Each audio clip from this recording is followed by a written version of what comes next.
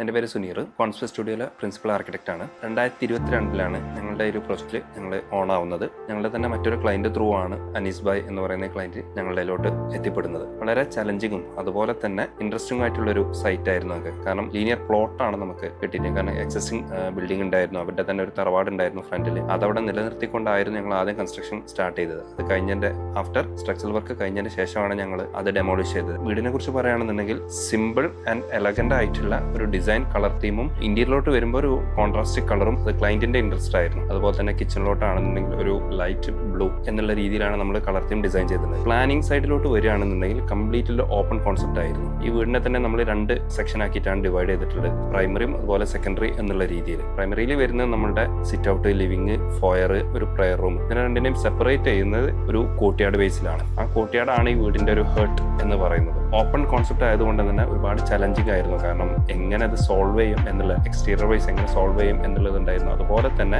Glass കൂടുതൽ കൊടുക്കുന്നതുകൊണ്ട് തന്നെ നമുക്ക് ഒരുപാട് ഹീറ്റിന്റെ ഇഷ്യൂവും കാര്യങ്ങളൊക്കെ ഫ്യൂച്ചറിൽ വരാൻ സാധ്യതയുള്ള അതൊക്കെ സോൾവ് ചെയ്തുകൊണ്ടാണ് നമ്മൾ ഇതിലോട്ട് ഡിസൈൻ ചെയ്തിരിക്കുന്നത്. ഞങ്ങളുടെ ഒരു ഫേവറേറ്റ് പ്രൊജക്റ്റ് ആയതുകൊണ്ട് തന്നെ നമ്മൾ മാക്സിമം നമ്മൾ ഇൻട്രസ്റ്റോട് കൂടി തന്നെയാണ് എല്ലാ കാര്യങ്ങളും, ഇന്റീരിയർ ആണെന്നുണ്ടെങ്കിൽ എക്സ്റ്റീരിയർ ആണെങ്കിലും നമ്മൾ ചെയ്തിട്ടുള്ളത്. അതുപോലെ തന്നെ നമ്മൾ ഫീഡ്ബാക്ക് ഇപ്പോൾ ഹൗസ് വാമിംഗ് കഴിഞ്ഞിട്ട് ഏകദേശം 4 months കഴിഞ്ഞു. നമ്മളിപ്പോഴത്തെ വീടിന്റെ ഫ്രണ്ടിലായിട്ടായിരുന്നു നമ്മളെ തറവാടുണ്ടായിരുന്നത്. അപ്പോൾ അത് നിലനിർത്തിക്കൊണ്ട് തന്നെ നമുക്ക് താമസിക്കാൻ വേറെ സ്ഥലമില്ലാത്തതുകൊണ്ട് അതിന്റെ പിറകിലായിട്ടാണ് നമ്മൾ പുതിയ വീട് ചെയ്തത്. ഇപ്പോൾ വീട് ചെയ്ത് ഏകദേശം സ്ട്രക്ചർ വർക്കും ഒക്കെ കഴിഞ്ഞതിന് ശേഷമാണ് നമ്മൾ അത് ഡെമോളിഷ് ചെയ്തുകൊണ്ട് പിന്നെ അവിടെ ഇപ്പൊ കാണുന്ന വീടായിരുന്നു. വീട് ചെയ്യുന്ന സമയത്ത് നമുക്കുണ്ടായിരുന്നത് പറഞ്ഞാൽ ടിപ്പിക്കലി എല്ലായിടത്തും കാണുന്ന ഒരു വീട് എന്നുള്ള ഒരു കൺസെപ്റ്റ് അല്ലേ, എന്തെങ്കിലും കുറച്ച് ഡിഫറെന്റ് ആയിട്ട്. ഇപ്പോൾ എന്ത് കാര്യത്തിലും ഡിഫറെന്റ് ആയിട്ട് ചിന്തിക്കുന്ന ആളുകളാണ്. അത് നമ്മൾ പറയണല്ല, നമ്മളെ ആളുകൾ പറയുന്നതാണ്. സോ നമ്മളെ വീട്ടിലും നമുക്ക് അങ്ങനെ വേണമെന്ന് ഭയങ്കര ആഗ്രഹമായിരുന്നു. തന്നെ കുറെ ഒരുപാട് പച്ചപ്പും പിന്നെ ഫാമിലിക്ക് ഒരുമിച്ചിരിക്കാൻ പറ്റുന്ന കുറെ സ്ഥലങ്ങളും ഒക്കെ ഉണ്ടാവുന്ന ഒരു വീടാവണം എന്നായിരുന്നു നമ്മൾ താല്പര്യം. അങ്ങനെയാണ് നമ്മൾ സുനീറിനെ അക്ബറിനെ കണ്ടുമുട്ടുന്നത്. അപ്പൊ അവരോട് നമ്മളുടെ ഒരു പിന്നെ താല്പര്യങ്ങളും ഇതൊക്കെ പറഞ്ഞപ്പോൾ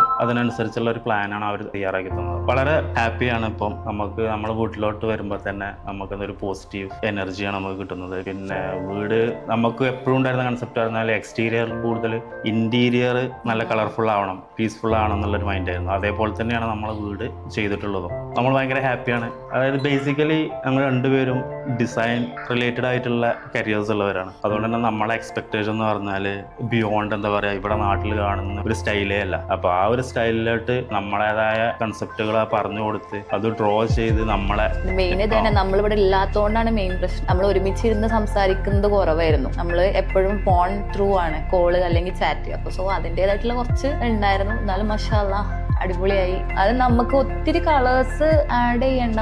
ആദ്യം ഒരു ബ്രൗൺ ടച്ച് ആയിരുന്നു, പിന്നെ അതിലേക്ക് ബ്ലൂം കൂടി ആഡ് ചെയ്തതാണ്. നമ്മള് ഒരുപാട് റെഫർ ചെയ്താണ്ട് നമ്മൾ ഇങ്ങനെ കോമ്പിനേഷൻസ് നോക്കി സുനീറിന്റെ അക്ബറിന്റെ ഒക്കെ അവരുടെ ഫീഡ്ബാക്സും സജഷൻസും ഒക്കെ എടുത്ത് അങ്ങനെയാണ് നമ്മൾ ഈ ഒരു കളർ ഫൈനലൈസ് ചെയ്തത്. നമുക്ക് കൂടുതലും വൈറ്റിനോടായിരുന്നു താല്പര്യം. വൈറ്റ് എപ്പോഴും തരുന്ന ആ ഒരു ഫീല് നമുക്ക് കളയാണ്ട് അതിനോട് കൂടെ എന്തെങ്കിലും 1-2 കളേഴ്സ് മാത്രം ആഡ് ചെയ്യാന്നുള്ള ഒരു പ്ലാൻ മാത്രമേ ഉണ്ടായിരുന്നുള്ളൂ. അതായത് നമ്മൾ സുനീറിനെ ഫസ്റ്റ് കാണുന്ന സമയത്ത് നമ്മൾ ഒരിക്കലും എക്സ്പെക്ട് ചെയ്യാത്ത ഒരാളെയാണ് നമ്മൾ മീറ്റ് ചെയ്തത്. കൺഫ്യൂഷൻസ് ഒന്നും ഇല്ലായിരുന്നു. പക്ഷെ എന്നിരുന്നാലും എത്രത്തോളം നമ്മൾ ഉദ്ദേശിക്കുന്ന പോലെ ആവും അല്ലെങ്കിൽ എത്രത്തോളം പുള്ളിക്ക് ഇൻവോൾവ് ചെയ്യാൻ കഴിയുന്നുള്ളതിൽ ചെറിയൊരു ഡൗട്ട്സ് ഒക്കെ ഉണ്ടായിരുന്നു. പക്ഷെ അത് ഗ്രാജുവലി അതെല്ലാം മാറി. അതെ, നമുക്ക് എപ്പോൾ വേണമെങ്കിലും എന്ത് സപ്പോർട്ടാണെങ്കിലും നമുക്ക് കോൺടാക്ട് ചെയ്യേണ്ട സമയത്തെല്ലാം നമുക്ക് വേണ്ട സജഷൻസും ഫീഡ്ബാക്സും ഒക്കെ തന്നിട്ട് നല്ല രീതിയിൽ തന്നെയായിരുന്നു നമ്മൾ പോയിരുന്നത്. വളരെ ഹാപ്പിയാണ്.